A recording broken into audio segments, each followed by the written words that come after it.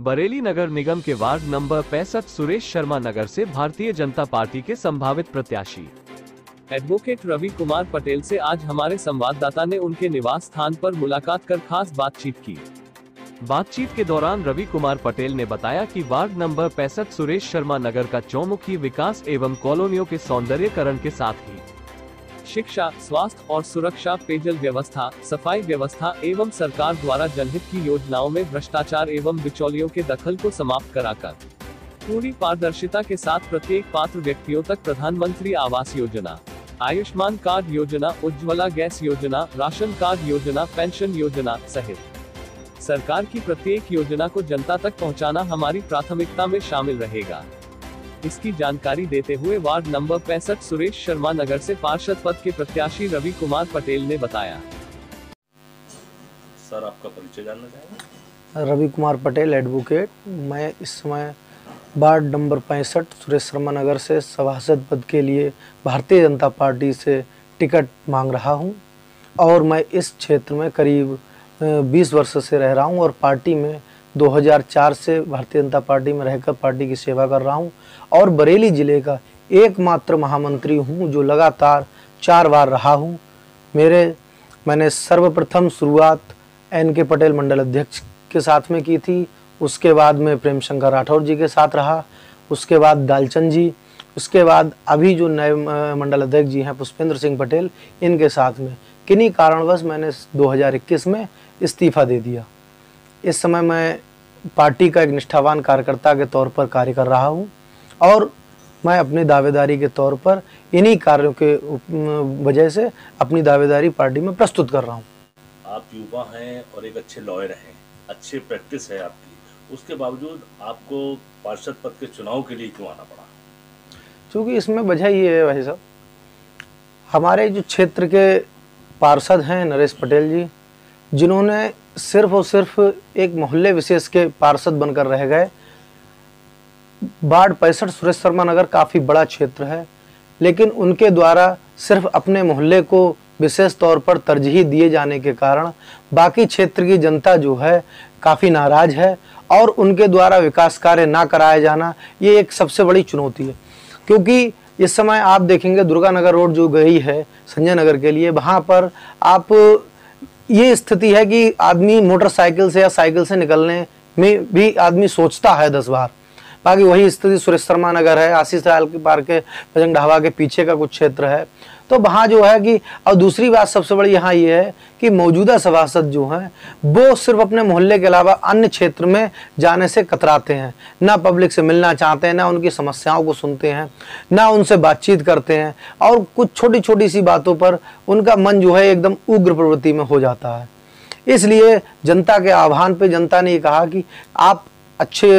व्यक्ति हैं, पार्टी से भी जुड़े हुए हैं, काफ़ी आपने समाज सेवा भी की है, चर्चित व्यक्ति हैं, तो बोले अब कि हम लोग जो हैं एक अच्छे व्यक्ति को अपने वार्ड में लाना चाहते हैं जो कि हम लोगों की बात को सही से नगर निगम में रख सके और विकास भी कराए, विकास के साथ साथ तर्क संगत निर्देशों और के वजह से कि हमारे क्षेत्र की जो बदहाली है उसको दूर करने में आप सहयोग करें, क्योंकि पढ़ा लिखा व्यक्ति ही जो है वो अच्छे और सही मार्ग दिखा सकता है।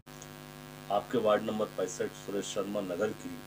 कौन सी ऐसी विकराल समस्या है जिस पर आपने बड़ी गंभीरता दिखाई है? इस समय हमारे वार्ड की एवं पूरे जिले की एक ही सबसे बड़ी समस्या है पेयजल,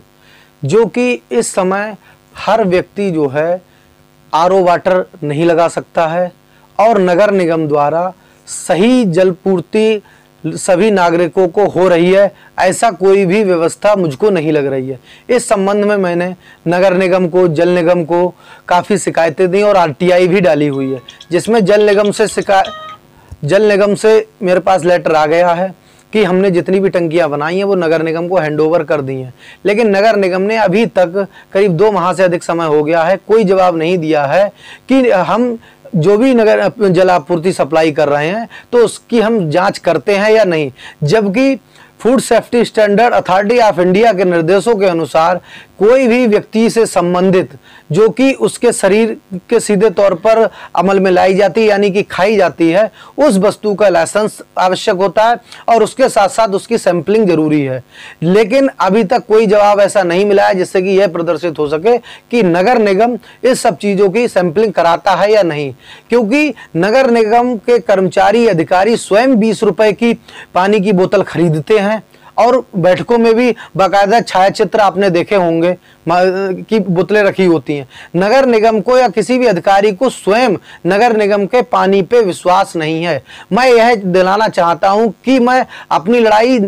चुनाव में आगे क्या स्थिति हो उससे नहीं गई, लेकिन इस लड़ाई को मैं जारी रखूंगा कि पानी जो है बरेली शहर का इस समय इतना खराब है कि कोई भी पीना नहीं चाहता, उसे मजबूरन 10 रुपए या 20 रुपए की बोतल लेना पड़ती है। तो मैं नगर निगम के पानी को, पेयजल को शुद्ध कराना चाहता हूं। ये मेरी सबसे प्रथम लड़ाई है और इसी मुहिम को मैं आगे बढ़ाऊंगा और आप सबसे भी कहूंगा कि इस मुहिम को जारी रखें।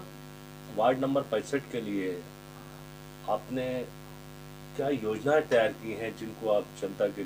बीच लेकर जाएंगे? ऐसा मेरी सर्वप्रथम योजना ये है कि मैं अपने क्षेत्र को चहुमुखी विकास कराऊं और कोशिश ये है कि हर विद्युत पोल पर लाइट वगैरह लगें, सीसी रोड हो, जहां जिस तरीके की आवश्यकता है विकास कार्य हो। बाकी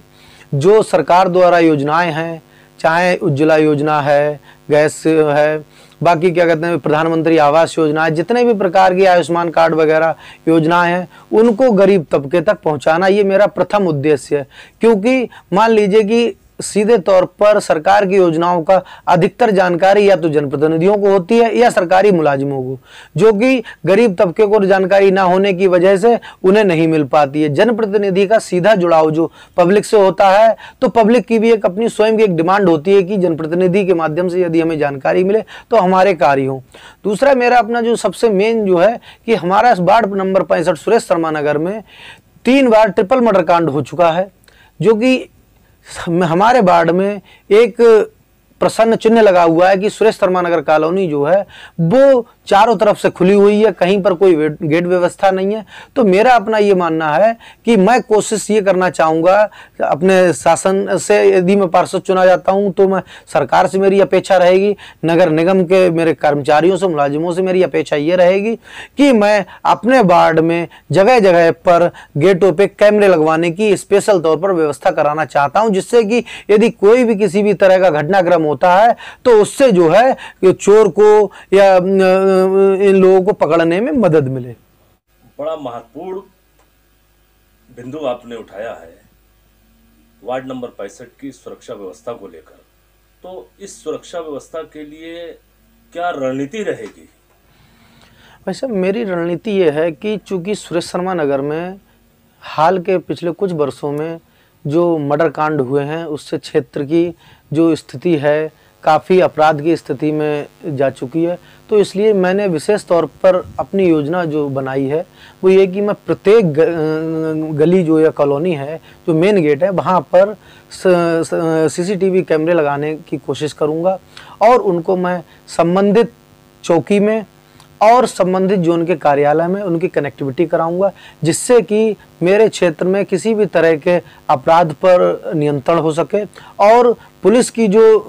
चूँकि समस्या रहती है जल्दी मुलजिम को पकड़ने की, अब वो जब क्राइम कम होगा, जब उन चीज़ों को हम तुरंत पकड़ेंगे तो चोर भी सतर्क होंगे, तो चोरी की घटनाएं कम होंगी। जब चोरी घटनाएं कम होंगी तो पुलिस भी राहत की सांस लेगी। उसमें पुलिस का भी हम लोगों को सहयोग होना चाहिए और रहेगा, जिससे कि जो हम क्षेत्र में हमारा जो है VIP वार्ड है, काफ़ी इस तरह अगर सुरक्षा व्यवस्था हमारी मजबूत होगी तो हम आगे जो है विकास के पथ पर ले जाएंगे। और इसी उद्देश्य की वजह से जिससे कि और वार्डों को और नगर निगम को प्रदेश की उन्हें सीख मिले और वो भी अपने इन प्रयासों को इसमें शामिल करें। तो मैं कुछ खास करना चाहता हूँ अपने वार्ड के लिए, जो कि एक मिसाल पेश हो। बड़ी महत्वपूर्ण बात आपने कही है कि सरकार की जो योजनाएं हैं वो सही तरीके से लोगों तक नहीं पहुंच पाती है, तो इस व्यवस्था को कैसे बेहतर करेंगे आप? ऐसा इसमें सबसे बड़ी बात यह है भाई साहब, माननीय प्रधानमंत्री जी की हमारे 3 ड्रीम प्रोजेक्ट चल रहे हैं जो कि गरीब तबके के लिए बेहद ज़रूरी एवं आवश्यक हैं। जिसमें प्रथम प्रधानमंत्री आवास योजना, जो कि उनका सपना है कि हर गरीब को छत हो। दूसरा ये है कि हर गरीब को इलाज मिले, उसके लिए उन्होंने प्रधानमंत्री आयुष्मान योजना चालू की है। उसके बाद में तीसरी जो है, हर व्यक्ति के घर में गैस चूल्हा हो, जो कि उन्हें आंखों औरतों वगैरह को परेशानी ना हो। इसलिए चूँकि है क्या कि लोगों के कुछ क्षेत्र जो है हमारे यहाँ कम पढ़ा लिखा होने की वजह से जानकारी का अभाव है। इसलिए मैं ये चाहता हूँ कि यदि मैं पार्षद बनता हूँ तो मेरे यहाँ चूँकि अभी से ही सिस्टम सब लगे हुए हैं, चल रहे हैं, तो मैं ये चाहता हूँ किसी भी प्रकार की वो कैफ़े पे ना जा कर के मैं सबके आवेदन इन रिकॉर्डेड रख के अपने घर से कराऊंगा, वो भी निःशुल्क, और गली मोहल्लों में जा कर के प्रत्येक घर पे जांच करूंगा कि कौन पात्र है कौन अपात्र है। जो कि पात्र व्यक्ति है तो उसे मैं हर स्थिति में उन्हें मैं सरकारी योजनाओं का लाभ देने की कोशिश करूंगा। बाकी मेरा ये उद्देश्य रहेगा कि जितनी भी प्रकार की सरकारी योजनाएं हैं उन्हें विद्यालय या सरकारी स्थान जहाँ है वहाँ बोर्डों के माध्यम से लगवा के प्रचार करूं, क्योंकि अधिकतर होता ये है कि सरकारी योजनाएं तो चलती हैं लेकिन उनका प्रचार प्रसार नहीं होता है, जिससे कि सरकारी जनता जो है या पब्लिक जो है वो अनजान होती है। जब तक हम इस चीज़ का प्रचार प्रसार नहीं करेंगे तब तक इस चीज़ का नहीं होगा, चाहे उसके लिए मुझे कितना भी प्रयत्न करना पड़े, क्योंकि मैं समाज से सेवा करना चाहता हूँ। क्योंकि मेरे पिताजी स्वर्गीय छत्रपाल सिंह जी, उन्होंने भी समाज में एक मदद करी और अपने शिष्यों के लिए हमेशा योगदान दिया, चाहे पैसा था या नहीं था, उन्होंने पढ़ाया और आज उनके बच्चे जो हैं इंजीनियर हैं, साइंटिस्ट हैं, फौजी हैं, टीचर हैं, काफ़ी हैं। तो इसलिए मैं उन्हीं के पद चिन्हों पर चलना चाहता हूँ। एक मेरे गुरुजी हैं स्वर्गीय राजन सक्सेना एडवोकेट जी, जिन्होंने मुझ जैसे एक मुंशी व्यक्ति को उन्होंने वकील बनाया, वकील बनाने में सहयोग किया। आज चूंकि वो इस दुनिया में नहीं है, लेकिन जो भी कुछ हूँ मैं उन्हीं की बदौलत हूँ। तो मैं ये चाहता हूँ जैसे उन्होंने मेरी एक सेवा की, उन्होंने मुझे आगे बढ़ाया, तो मैं ये चाहता हूँ कि मैं भी लोगों को, जनता की सेवा करूँ और उन्हें आगे बढ़ाऊँ। यही मेरा मुख्य उद्देश्य, इसी को मैं लेकर चल रहा हूँ। मेरा, क्योंकि आजकल कुछ लोगों का एक उद्देश्य रहता है राजनीति में आने का, पैसा कमाने का। मेरा पैसा कमाने का कोई उद्देश्य नहीं, मेरा सिर्फ समाज सेवा करने का, क्योंकि मेरी ईश्वर के आशीर्वाद से वकालत चल रही है और अच्छा मेरा प्रोफेशन है और सही चल रहा है। आप हमारे चैनल के माध्यम से अपने क्षेत्र की जनता को क्या संदेश देना चाहेंगे? चूँकि मैं वार्ड 65 जो है वो मेरा एक परिवार है और मैं उस परिवार का एक सदस्य हूँ। चूँकि मैं अपने परिवार के लोगों से कुछ कह नहीं सकता हूँ, क्योंकि सब मेरे बड़े हैं, तो मैं उनसे सिर्फ हाथ जोड़कर प्रार्थना करता हूँ, निवेदन करता हूँ कि वह अपने बेटे को इस बार आगे बढ़ाएं और चुनाव में जिताएं। और जितनी भी बातें मैंने कही हैं, मैं अधिक से अधिक कोशिश करूंगा कि सभी बातें मैं पूरी करूंगा। बाकी सब चीज़ें आपने आज तक देखा है कि किस तरीके का मैंने कार्य किया है और मेरी छवि आप सभी लोगों को मालूम है। इसलिए मैं किसी भी प्रकार की कोई भी ऐसी नहीं है बातचीत जो कि मैं कोई गलत करूं। आप सब लोगों के माध्यम को मैं अपने क्षेत्र की जनता को यह संदेश देना चाहता हूं कि एक बार अपने बेटे को आगे बढ़ने का मौका दें।